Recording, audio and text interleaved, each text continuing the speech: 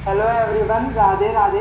आज हम स्टार्ट करने जा रहे हैं अपना CA final advanced financial management AFM का नया batch completely as per new syllabus. तो सबसे पहले मैं आपको बता दूं इस बैच में अपनी क्या क्या कवरेज रहने वाली है। तो इस बैच में जो अपना आईसीए का स्टडी मटेरियल है उसको अपन पूरा कंप्लीटली कवर करने वाले हैं, यानी उसमें जो भी कंसेप्ट और क्वेश्चन हैं वो सारे अपन कवर करेंगे। साथ ही जो भी इंस्टीट्यूट की आरटीपी, एमसीक्यू और एग्जाम पेपर्स हैं उनके भी सारे क्वेश्चन इस बैच में कवर होंगे। यानी इस बैच को कवर करने के बाद आपको अलग से कुछ भी करने के लिए नहीं है, सब कुछ इसी में कवर होने वाला है। तो सर बैच के साथ यानी लेक्चर के साथ हमें क्या क्या मटेरियल रेफर करना रहेगा, तो आपको सिर्फ दो चीज़ें रेफर करनी है लेक्चर्स के साथ, एक कंसेप्ट नोट्स और दूसरा क्वेश्चन बैंक। तो सबसे पहले मैं बता दूँ जो कंसेप्ट नोट्स हैं इसके अंदर मैं आपको हर चैप्टर के डिटेल्ड कंसेप्ट दूंगा। साथ ही जो भी इंस्टीट्यूट स्पेसिफिक एडजस्टमेंट या ट्रीटमेंट करता है कहीं पे, वो सब इसके अंदर नोट करके मैं आप लोगों को दूंगा। तो कंसेप्ट नोट्स मैं आप लोगों को शेयर करवाऊंगा। बाकी क्लास में जब मैं कंसेप्ट को समझाऊंगा, उनको नोट डाउन करवाऊंगा, तो आप लिखना चाहो लिख सकते हो, आपके पास अगर टाइम है ज़्यादा ही। बाकी मैं शेयर करूंगा तो लिखने की ऐसा कोई नीड नहीं है। कंसेप्ट को बस आपको लेक्चर्स में सुनने और समझने पे पूरा फोकस देना है, तो ही आपको अच्छे से क्वेश्चन कमाने लगेगी। इसके बाद जो क्वेश्चन लेंगे इसमें अपने सारे क्वेश्चन रहेंगे इंस्टीट्यूट के SM, RTP, MCP exam paper के विद सोल्यूशन। हर एक क्वेश्चन विद सोल्यूशन रहने वाला है और सारे के सारे क्वेश्चन 100% क्वेश्चन मैं आपको क्लास में डिटेल में सॉल्व करवाने वाला हूँ। आपको होमवर्क में कुछ भी नहीं मिलेगा, होमवर्क में एक क्वेश्चन भी नहीं दिया जाएगा। सारे के सारे क्वेश्चन मैं आपको क्लास में ही सॉल्व करवा दूंगा। उसका पर्पज़ ये है कि आपकी क्लास में ही प्रैक्टिस हो जाए, आपको सब्जेक्ट को अलग से क्लास के बाद फिर से वापस टाइम देने की ज़रूरत ना पड़े। इस पर्पज़ से मैं क्लास में ही आपके पास सारे सोल्यूशन आपको डिटेल में करवाने वाला हूँ। तो सर जैसे कंसेप्ट हमें सुनने पे फोकस करना है कि क्वेश्चन भी हम सुन लेंगे, क्वेश्चन लेंगे तो है ही सोल्यूशन, लिखने जरूरी थोड़ी है। तो यहाँ पे आलस मत दिखाना, यहाँ थोड़ी सी मेहनत कर लेना, एक रजिस्टर मेंटेन कर लेना अप्रोक्स 300 पेजेस का, जिसमें आप जब मैं क्लास में सोल्यूशन करवाऊंगा आप इसे नोट डाउन करते जाना ताकि आपकी प्रैक्टिस हो जाए। क्लास में सॉल्यूशन करवाने का पर्पज़ ही है कि आप लोगों की प्रैक्टिस हो जाए। जब तक आपकी प्रैक्टिस नहीं होगी तब तक आपको मज़ा ही नहीं आएगा। प्रैक्टिस के बिना सब देखता रहे, तो प्रैक्टिस जरूर से करनी है। क्वेश्चन का सॉल्यूशन नोट डाउन करना ही है आपको मैंडेटरी बेसिस पे, एक रजिस्टर बनाना है, उसी से प्रैक्टिस होगी। और रिवीजन के टाइम पे भी वही सॉल्यूशन काम में आएगा, क्योंकि क्वेश्चन बैंक में तो जो इंस्टीट्यूट ने सॉल्यूशन दे रखा है वो मिलेगा आपको नॉर्मली, और ये अपन पूरा डिटेल में प्रोसीजर के साथ नॉर्मल सॉल्यूशन करेंगे, तो ये आपको रिवीजन में पूरी हेल्प करेगा। तो सॉल्यूशन आपको क्लास में नोट डाउन करना चाहिए मैंडेटरी बेसिस पे, तभी प्रैक्टिस होगी आपकी। इसके बाद जो क्वेश्चन बैंक है ना, उसमें मैंने हर चैप्टर को दो सेक्शन में क्लासीफाई किया है। सेक्शन ए जिसमें मैंने प्रैक्टिकल क्वेश्चन डाल दिए उस चैप्टर के, और उसके बाद फिर मैंने सेक्शन बी में सारे थियोरेटिकल क्वेश्चन अरेंज कर दिए। ये हर चैप्टर वाइज आपको क्लासिफिकेशन मिलेगा। क्वेश्चन बैंक में एक चैप्टर है, पहले सेक्शन ए प्रैक्टिकल क्वेश्चन मिलेंगे, फिर सेक्शन बी थियोरी क्वेश्चन। इस तरीके से आपको क्वेश्चन बैंक में क्वेश्चन मिलेंगे, और ये क्वेश्चन बैंक आपको हार्ड कॉपी में डिलीवर करवाना है। इसके बाद देखिए क्वेश्चन बैंक का एक स्पेशल फीचर और है, जो मैं कंसेप्ट नोट्स में आपको कंसेप्ट दूंगा वो टॉपिक वाइज अरेंज होते हैं। पहले ही कंसेप्ट, उसके बाद उससे लिंकेज वाला दूसरा कंसेप्ट, फिर उससे लिंकेज वाला एक और कंसेप्ट। इस तरीके से मैं कंसेप्ट नोट्स बनाता हूँ हर चैप्टर के, वो आपको मिलेंगे ही। तो सेम ऐसे ही क्वेश्चन बैंक में पहले जो कंसेप्ट नोट्स में टॉपिक मिलेगा उसी टॉपिक को पहले मैंने क्वेश्चन बैंक में डाला और उसके सारे क्वेश्चन अरेंज करे, वो भी ईजी टू हार्ड की तरफ। फिर जो दूसरा टॉपिक है कंसेप्ट नोट्स में, फिर वही टॉपिक आपको क्वेश्चन बैंक में मिलेगा, उसके ईजी टू हार्ड की तरफ क्वेश्चन। यानी क्वेश्चन बैंक में पूरा का पूरा हर चैप्टर वाइज मैंने टॉपिक बाइफर्केशन किया। हर चैप्टर के अंदर क्वेश्चन बैंक में मैंने टॉपिक्स का बाइफर्केशन किया, टॉपिक्स की हेडिंग डाली है। पहले वो टॉपिक मिलेगा जो कंसेप्ट नोट्स में पहला टॉपिक है, दूसरा वो टॉपिक मिलेगा जो कंसेप्ट नोट्स में दूसरा टॉपिक है क्वेश्चन बैंक में भी, और उसमें भी ईजी टू हार्ड की तरफ क्वेश्चन। यानी क्वेश्चन आपको सीक्वेंस में रहेंगे तो रिवीजन में दिक्कत नहीं आएगी। और क्लास में भी पता है क्या, अपन जैसे एक टॉपिक पढ़ रहे हैं तो ऐसा नहीं बोलूँगा कि 20 नंबर क्वेश्चन निकालो, 25, ऐसा नहीं। अपन क्वेश्चन नंबर 1 से स्टार्ट करेंगे, क्योंकि अपना क्वेश्चन बैंक पूरा सीक्वेंस में टॉपिक वाइज अरेंज है। तो पहले अपन क्वेश्चन 1 करेंगे, 2, 3, 4, इस तरीके के क्वेश्चन बैंक को सॉल्व करेंगे क्लास में भी, तो कुछ भी आपको दिक्कत नहीं आएगी और ना ही रिवीजन में आपको कोई दिक्कत आने वाली है। सिर्फ ये दो चीज़ें आपको फॉलो करनी है, नोट्स और क्वेश्चन बैंक, इसी में आपकी पूरी कवरेज है। स्टार्टिंग डे से लास्ट रिवीजन तक ये भी आपको करना है। इसके बाद सर सबसे important cheese doubt solving and guidance का क्या रहने वाला है। तो डाउट सॉल्विंग एंड गाइडेंस के लिए देखो, सबसे पहले तो मैं आपको अश्योरेंस दे सकता हूँ कि आपके डाउट्स आएंगे ही नहीं। तो ऐसा कैसे कह सकते हो डाउट्स आएंगे नहीं, क्योंकि मैं आपको क्लास में सारे कंसेप्ट डिटेल में पढ़ाने वाला हूँ और एक एक क्वेश्चन अपन क्लास में ही सॉल्व करेंगे। सारे क्वेश्चन भी जब क्लास में सॉल्व हो जाएंगे, सारे कंसेप्ट क्लास में डिस्कस हो जाएंगे डिटेल में, तो डाउट ना के बराबर रहेंगे, आपके नेग्लिजिबल यहाँ आएंगे ही नहीं। और ये मैं अपने प्रीवियस एक्सपीरियंस से बता रहा हूँ। पर सर आपको लगे कि हमें तो सर थोड़े ऐसे हैं कि धीरे धीरे समझ आता है, तो हमारे तो डाउट्स आएंगे। बिल्कुल डाउट्स अगर आते हैं, कोई भी आपको गाइडेंस चाहिए, तो मेरा जो नंबर है, जो आप क्लास रजिस्टर करते हो उसके बाद जो मेल आएगा उसमें आपको मेरा नंबर मिल जाएगा। उस नंबर पर आप कभी भी व्हाट्सएप या कॉल कर लीजिएगा, आपको विदिन 24 आवर्स रिप्लाई मिल जाएगा। कभी कभी तो इंस्टेंट रिप्लाई भी हो जाता है, बाकी विदिन 24 आवर्स तो मैं 100% आपको रिप्लाई करने ही वाला हूँ। तो डाउट्स में कभी भी आपको हेजिटेट नहीं करना है, शर्माना नहीं है। कुछ स्टूडेंट शर्मा जाते हैं, तो मैं आपकी एज का ही हूँ, आप अपना दोस्त समझ के मुझे कभी भी मैसेज करो डाउट, मैं हमेशा आपको रिप्लाई करता रहा हूँ। कोई भी डाउट आए, कोई भी आपको गाइडेंस चाहिए किसी भी सब्जेक्ट की, तो उसके लिए भी आप कभी भी मैसेज करें। इसके अलावा आपको एक प्राइवेट टेलीग्राम ग्रुप का लिंक भी मिलेगा मेरे में, जो स्पेसिफिकली क्लास स्टूडेंट्स के लिए होता है। इस ग्रुप को जरूर से ज्वाइन कर लेना, क्योंकि इसमें हम जो भी अपडेट या कोई गाइडेंस देंगे तो वो इसी ग्रुप में देते हैं, या फिर हम जो क्लास स्टूडेंट के एक लाइव सेशन कंडक्ट करते हैं गाइडेंस का, वो जो लाइव सेशन का लिंक है वो भी इसी ग्रुप में शेयर किया जाता है। तो इस ग्रुप को जरूर से ज्वाइन कर लेना, वो मेल पेज का लिंक आपको मिलेगा। इसके बाद सर सब्जेक्ट का रिवीजन कैसे करना है, सबसे इंपॉर्टेंट चीज़ तो यही है। अगर सब कुछ कर लेंगे, लेक्चर देख लेंगे, बिना रिवीजन के तो मार्क्स ही नहीं आएंगे। तो रिवीजन सबसे इंपॉर्टेंट चीज़ है, बिना रिवीजन सब बेकार हो जाएगा, तो रिवीजन आपको करना है। तो सबसे पहली चीज़ तो देखिए, ये जो सब्जेक्ट है ना, बहुत ही आसान सब्जेक्ट है AFM। इस सब्जेक्ट में आप इजीली 80+ टारगेट कर सकते हो। बहुत इजी, बहुत छोटा सा प्यारा सा सब्जेक्ट है, आराम से आप 80+ मार्क्स ला सकते हो। बस जो मैं बताऊंगा ना वो फॉलो करते जाना आप। इस सब्जेक्ट का जो पेपर आता है ना, वो भी जनरली कॉपी पेस्ट होता है। कोई एक आध नया क्वेश्चन भी आया ना, वो आप कंसेप्ट से आराम से सॉल्व कर सकते हो। ये पेपर बहुत ईजी पेपर है, तो ढंग से रिवीजन कर लेना, आप बहुत आराम से इसमें 80+ मार्क्स ले आओगे। तो रिवीजन के लिए मैंने भी एक सिस्टम बनाया हुआ है।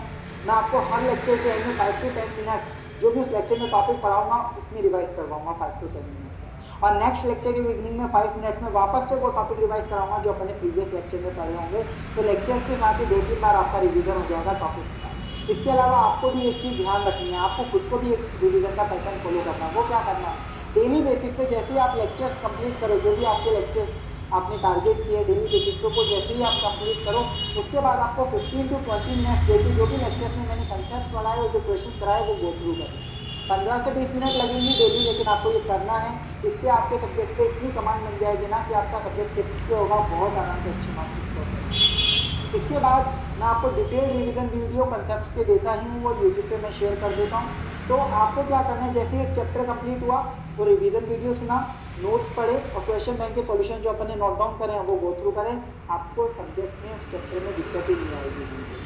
देन आपका पूरा सिलेबस जैसे ही सब्जेक्ट का कंप्लीट होता है, आपको अपने लेक्चर्स पूरे सभी कंप्लीट करने के बाद जो आपको फ्री टेस्ट मिला है क्लासेस के साथ, वो फ्री टेस्ट लिखना है। उसी से आपको पता चलेगा कि आप कहाँ स्टैंड कर रहे हो, आपकी क्या परफॉर्मेंस आ रही है, कहाँ गलतियाँ कर रहे हो। तो वो सारा इवेल्यूशन उसी पेपर से होने वाला है। तो जैसे सारे लेक्चर्स कंप्लीट हो जाए आपके, वो पेपर जरूर आपको लिखना है। उसी से आपको आपकी परफॉर्मेंस पता चलेगी, क्या इम्प्रूवमेंट करना है वो सभी पता चलेगा। तो ये रिविजन का पैटर्न आपको इस तरीके से फॉलो करना है।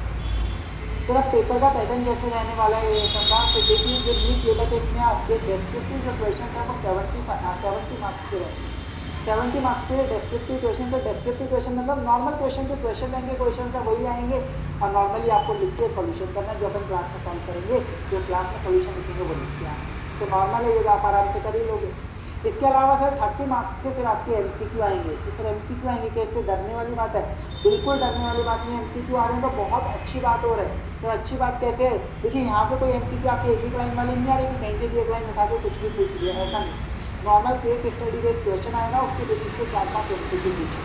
इस एग्जाम्पल से बताता हूँ, अभी तो अपन ये सब्जेक्ट पढ़ा नहीं है, पर इंटर में आपने सब्जेक्ट का टच लिया है FM के नाम से, फाइनेंशियल मैनेजमेंट। इसी का तो एडवांस लेवल है, एडवांस फाइनेंशियल मैनेजमेंट। तो इंटर में आपने FM पढ़ा है, उसमें सपोज आपका एक क्वेश्चन होता था weighted average cost of capital निकालने का। तो सपोज ऐसा एक क्वेश्चन दे दिया पूरा weighted average cost of capital निकालने का, और उसके बेसिस पे पूछा पहला MCQ बताओ इसमें कॉस्ट ऑफ इक्विटी कितनी है, 4 ऑप्शन दे दिए, सही ऑप्शन पे गोला रखना है। दूसरा पूछा कॉस्ट ऑफ डेट कितनी है, सही ऑप्शन पे गोला रखना है। लास्ट में पूछा WACC कितनी है, सही ऑप्शन पे गोला रखना है। ऐसे पूरा केस स्टडी बेस दे दिया, 3-4 MCQ। बहुत आसान है। अब आपको सिर्फ रफ में कैलकुलेशन करके सही से गोला बनना है। यानी जो एग्जामिनर कई बार कॉपी चेकिंग में गलती कर देता था, वो सब नहीं होगी। आपको पूरा सोल्यूशन डिटेल में लिखना होता था, वो सब इसमें 30 मार्क्स के लिए नहीं करना पड़ेगा। सही सोल्यूशन पे गोला भरो, फुल मार्क्स लिए, इतना बढ़िया काम हो जाएगा। तो आपके जो MCQs हैं वो क्वेश्चन बैंक के क्वेश्चन से ही बनाए जाएंगे, इसी से बनेंगे। इसके अलावा इंस्टीट्यूट के जो भी MCQs होंगे वो सारे मैं आपको क्लास में प्रैक्टिस करवाने वाला हूँ। तो एमसीक्यूज के लिए भी आपको कोई टेंशन नहीं लेनी, यानी इस बैच में अपनी सारी कवरेज हो जाएगी, आपको इधर उधर से कुछ नहीं करना है। इसके बाद सर अब हमारे सब्जेक्ट का सिलेबस क्या है, ठीक है, आपने बता दिया बैच का सब्जेक्ट का सिलेबस क्या जो आप इस बैच में हमें पढ़ाओगे। तो देखिए सब्जेक्ट का सिलेबस मैंने यहाँ नोट डाउन कर दिया, चैप्टर्स का नेम। मैं ये चैप्टर्स का नेम रीड करने वाला नहीं हूँ और ना ही आपको बोलूँगा कि रीड करो, क्योंकि रीड करने पे आपको भी कुछ समझ नहीं आएगा क्या चैप्टर। जब पढ़ेंगे तो हर चैप्टर में मैं बताऊँगा कि क्या सीखने वाले हैं, क्या करेंगे, सब मैं आपको बताऊँगा। अभी बताने का कोई सेंस नहीं है कि इस चैप्टर में क्या पढ़ोगे क्या सीखोगे, सब मिक्सअप हो जाएगा। जब हम पढ़ेंगे तो आसानी से हम समझ जाएंगे, बहुत आसान से चैप्टर है, कहीं कोई दिक्कत नहीं है। इसमें जो मेजरली चैप्टर जो है उसके आगे मैंने लिखा प्रैक्टिकल, तो यहाँ से आपके प्रैक्टिकल क्वेश्चन बनेंगे। और कुछ चैप्टर्स ऐसे हैं जो प्योर थियरी के चैप्टर्स हैं, तो उनमें से थियरी क्वेश्चन भी पूछेंगे, एग्जाम में थियरी क्वेश्चन भी पूछे जाते हैं। तो कुछ चैप्टर्स प्योर थियरी के जहाँ से थियरी क्वेश्चन भी पूछे जाएंगे। कई बार प्रैक्टिकल चैप्टर्स में भी थियरी पूछी जाती है, कुछ थियरी इनके अंदर भी है, तो वो भी अपनी लेक्चर्स में कवर होगी। तो लेक्चर्स में मैं सब कुछ कवर करने वाला हूँ, प्रैक्टिकल पोर्शन भी थियरी पोर्शन भी, सब कुछ लेक्चर्स में कवर होगा। आपको लेक्चर्स के बाद कुछ अलग से नहीं पढ़ना, बस सिर्फ रिवीजन करना है। तो प्रैक्टिकल थियरी सब कुछ लेक्चर्स में कवर होगा। अपन लेक्चर्स की स्टार्टिंग प्रैक्टिकल पोर्शन से करेंगे। सबसे पहले बैच में मैं आपको पूरा प्रैक्टिकल पोर्शन कंप्लीट करवाऊंगा सभी चैप्टर्स का, एंड देन फिर हम थियरी पोर्शन के लेक्चर्स करेंगे, ठीक है। तो इस तरीके से अपना सीक्वेंस चलने वाला है। ये था अपने नए बैच का इंट्रोडक्शन। अब अपन स्टार्ट कर लेते हैं अपना सब्जेक्ट का। देखिए सब्जेक्ट का नाम मैंने आपको बताया एडवांस फाइनेंशियल मैनेजमेंट। देखिए अभी आपको कुछ लिखना नहीं है, अभी तो सिर्फ मैं आपको कुछ ज्ञान की बातें करूंगा आपके साथ, थोड़ा बहुत आपको सब्जेक्ट के बारे में बता देता हूँ। सब्जेक्ट क्या है, हमने ये तो समझ लिया कि बैच कैसे क्या रद्द करेगा, सब बात होगी। अब सब्जेक्ट की बात कर लें जिसके लिए बैच होने वाला है। कभी कुछ मत लिखो, नोट्स भी जब मैं लिखूंगा तो आपकी मर्जी हो तो लिख लेना वो नोट, बाकी वो मैं आपको शेयर करूँगा, तो लिखने की कोई नीड नहीं है। आपका फोकस सुनने और समझने की होना चाहिए अच्छे तरीके से, वही चीज़ आपके लिए इम्पोर्टेंट है। देखिए एडवांस फाइनेंशियल मैनेजमेंट, इसको शॉर्ट में आप AFM बोल दो, पहले से SFM भी बोला जाता है, ठीक है। इंस्टीट्यूट ने अब नाम इसका AFM कर दिया, पर हमारी आदत है पहले से SFM बोलने की, तो कभी मैं SFM बोलूँ तो डर मत जाना कि सर कभी AFM पढ़ाते पढ़ाते आप कोई दूसरे सब्जेक्ट पे आ गए, इसी सब्जेक्ट का नाम, ठीक है। तो AFM बोलूँ या SFM बोलूँ एक ही बात है, ठीक है। शॉर्ट में AFM बोलूँ या SFM बोलूँ एक ही बात है। अब कुछ नया करने के लिए उन्होंने थोड़ा सा नाम बदल दिया, तो एडवांस फाइनेंशियल मैनेजमेंट ये आपका subject. Sir advance financial management ये सब्जेक्ट है, तो सब्जेक्ट में हम सीखेंगे क्या, क्योंकि मैंने सिलेबस बताया वही तो सीखेंगे। तो वो सिलेबस तो बहुत डिटेल के अंदर है, चैप्टर्स में जाएंगे सीखते जाएंगे, बहुत ईजी हो जाएगी, कोई दिक्कत की बात नहीं है। पर है क्या, मतलब एक ओवरऑल बेसिस पे अगर ओवरव्यू दिया जाए सब्जेक्ट का तो सीखने को है क्या, तो वो मैं आपको बताता हूँ क्या सीखोगे। तो कहीं आपने पहले ये सब्जेक्ट पढ़ा है, बिल्कुल पढ़ा है, इसका टच लिया है। इंटरमीडिएट में आपने फाइनेंशियल मैनेजमेंट करके एक सब्जेक्ट पढ़ा है, बिल्कुल वही सब्जेक्ट तो है, उसी का ही तो एडवांस लेवल है ये। इंटर में जो आपने FM पढ़ा था ना, उसका एडवांस लेवल यहाँ पे फाइनल में है। तो इंटर में जो FM पढ़ा था वो इसका बेसिक ग्रुप था, बेसिक लेवल था, इसका एडवांस लेवल। और सर उसका एडवांस लेवल यानी बहुत एडवांस चीज़ें सीखेंगे क्या, ऐसा कुछ एडवांस नहीं, नाम का एडवांस है, सब कुछ बेसिक बेसिक नॉर्मल नॉर्मल, ये बहुत ईजी सब्जेक्ट है, तभी तो मैंने बोला ईजीली मार्क्स आ जाएंगे। मैं जो बताऊंगा वो सब फॉलो करना आपको, बहुत ईजी है। नाम पे मत चले जाना कि एडवांस नाम है तो पता नहीं क्या एडवांस लेवल का सब्जेक्ट होगा, क्या टफ होगा, कुछ टफ नहीं, बहुत आसान सब्जेक्ट है, सबसे आसान मान लीजिए आप फाइनल लेवल का एडवांस फाइनेंशियल मैनेजमेंट। तो आपने पहले पढ़ा है सर फाइनेंशियल मैनेजमेंट, उसी का एडवांस रूप बोल दो, तो आपने टच लिया, यानी सब्जेक्ट में आप क्या सीखते थे। सर फाइनेंशियल मैनेजमेंट में आप जनरली डिसीजन मेकिंग की बातें करते हैं। आपने इंटर में फाइनेंशियल मैनेजमेंट में पढ़ा होगा, थोड़ा सा बता रहा हूँ, ध्यान से सुनना, एक बार याद करने की कोशिश करना। अभी ज्ञान की बातें कर रहे हैं, ठीक है, नॉर्मली सुन लेना। तो फाइनेंशियल मैनेजमेंट में आपने सीखा होगा कि हमें बिजनेस चलाने के लिए पैसा चाहिए।